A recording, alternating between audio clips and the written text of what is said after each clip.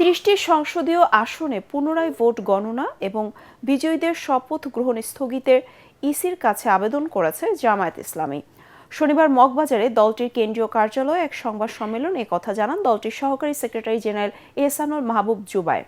তিনি অভিযোগ করেন, দেশের বিভিন্ন এলাকায় সহিংসতায় জামায়াতের নেতাকর্মীরা মারাত্মকভাবে আহত হচ্ছেন। মৃত্যুর ঘটনাও ঘটেছে বলে দাবি করেন এই নেতা। তিনি বলেন, ৩০টি আসনে চরম অব্যবস্থাপনা ও পক্ষপাতিত্ব হয়েছে। অনেক কেন্দ্রে ফলাফল প্রকাশে অস্বাভাবিক বিলম্ব হয়েছে বলে দাবি তার। ব্রিফিংয়ে জামায়াতের সহকারী secretary general advocate Moazzem Hossain Helal দাবি করেন, পঞ্চগড়, ঠাকুরগাঁও, লালমনিরহাট, বগুড়া ৩, সিরাজগঞ্জ, যশোর, খুলনা, ময়মনসিংহ, কিশোরগঞ্জ, ঢাকা ৭, ৮, ১৩, ১৭ সহ গোপালগঞ্জ, চট্টগ্রাম ও কক্সবাজারের আসনগুলোর ফলাফল স্থগিত রেখে পুনরায় ভোট গণনা করার।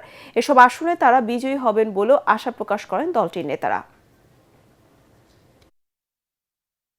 বিভিন্ন জায়গায় সহিংসতার ঘটনায় মৃত্যুবরণের ঘটনা ঘটেছে, মারাত্মক আহত হয়েছেন, পরে মৃত্যুবরণ করেছেন, এমন কিছু ঘটনা ঘটেছে।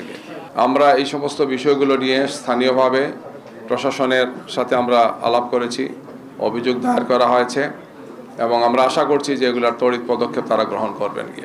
৩০টি আসনে আমরা এই ধরনের চরম অব্যবস্থাপনা দেখেছি, যেখানে ভোট জালিয়াতি হয়েছে, কারচুপি হয়েছে, যে সমস্ত কাগজগুলো তারা দিয়েছেন সেখানে অপারেটিং হয়েছে, ঘষা মাজা হয়েছে। আসনগুলো ভোট বা ফলাফল স্থগিত রেখে এবং পুনঃগণনার মধ্য দিয়ে আমরা নতুনভাবে ফলাফল ঘোষণা করার জন্য আমরা আইনি পদক্ষেপ নেওয়ার জন্য আমরা উদ্যোগ নিয়েছি।